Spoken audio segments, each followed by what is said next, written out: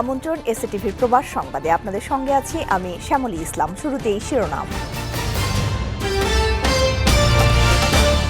কুয়েতে অবৈধভাবে অবস্থান করা প্রবাসীদের বিরুদ্ধে ব্যাপক ধরপাকড় শুরু। শহরতলির বিনাইদহ আলগার এলাকায় আকস্মিক অভিযানের বহু গ্রেফতার।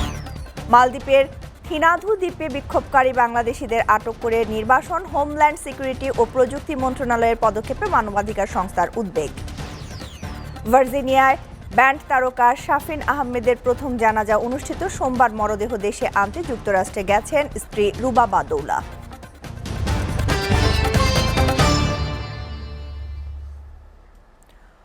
অবৈধভাবে অবস্থান করা প্রবাসীদের বিরুদ্ধে ব্যাপক ধরপাকড় অভিযান চালাচ্ছে Kuwait.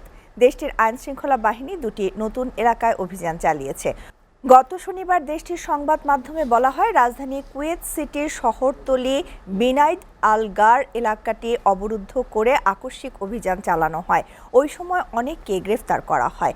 City governor Abdullah Salem জানিয়েছে, এই অভিযানে উচ্চ পদস্থ নিরাপত্তা কর্মকর্তার সঙ্গে তিনি নিজে উপস্থিত ছিলেন। তিনি বলেছেন, এই আকস্মিক অভিযান তাদের অন্যান্য অভিযানের একটি অংশ।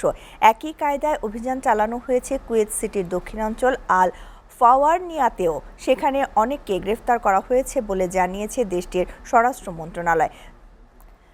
মালদ্বীপের থিনাধু আইল্যান্ডে বিক্ষোভের সঙ্গে জড়িত বাংলাদেশিদের আটক ও নির্বাসনে হোমল্যান্ড সিকিউরিটি অ্যান্ড প্রযুক্তি মন্ত্রণালয়ের পদক্ষেপ নিয়ে উদ্বেগ প্রকাশ করেছে কয়েকটি মানবাধিকার সংস্থা। শুক্রবার মালদ্বীপ অ্যাসোসিয়েশন ফর ডেমোক্রেসি এবং জনস্বার্থ আইন কেন্দ্রের সঙ্গে যৌথভাবে অ্যান্টি কারাপশন ওয়াচডগ এক প্রেস বিজ্ঞপ্তিতে বলেছে, সব নাগরিকের মানবাধিকারের সার্বজনীন ঘোষণার অনুচ্ছেদ 20-এর অধীনে শান্তিপূর্ণ সভা সমাবেশ করার অধিকার রয়েছে, যা মালদ্বীপের আইনের 2য় অধ্যায়ে অন্তর্ভুক্ত আছে। এছাড়াও মালদ্বীপের সংবিধানের 32 নম্বর অনুচ্ছেদে বলা আছে, প্রত্যেকেরই সরকারের পূর্বানুমতি ছাড়াও শান্তিপূর্ণ সমাবেশের স্বাধীনতা রয়েছে।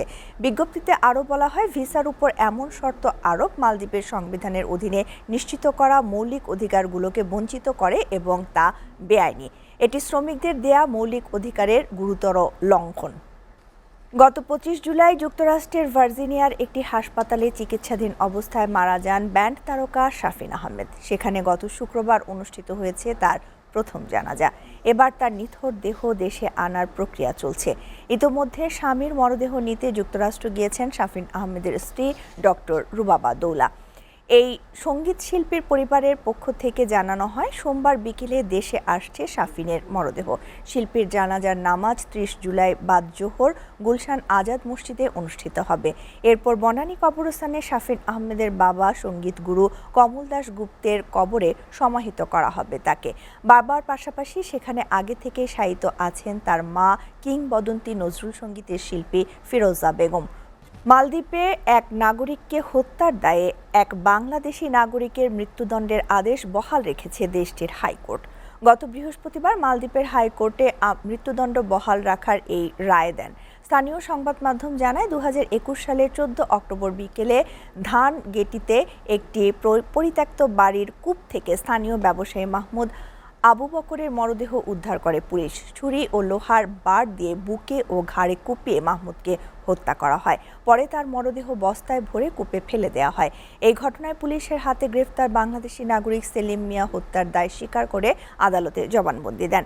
পরে ফৌজদারি আদালতে তার মৃত্যুদণ্ডের রায় হয়। সর্বশেষ হাইকোর্টও সেই রায় বহাল রেখেছে।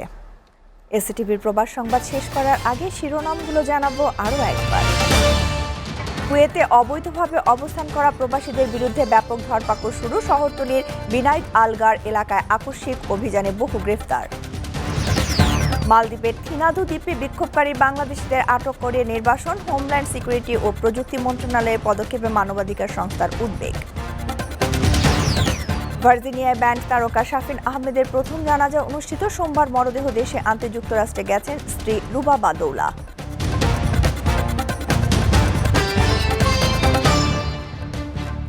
এই ছিল এসএটিভির প্রবাস সংবাদে। এসএটিভির সবশেষ সংবাদ জানতে ভিজিট করুন www.actv.tv। এতক্ষণ সঙ্গে থাকার জন্য ধন্যবাদ সবাইকে।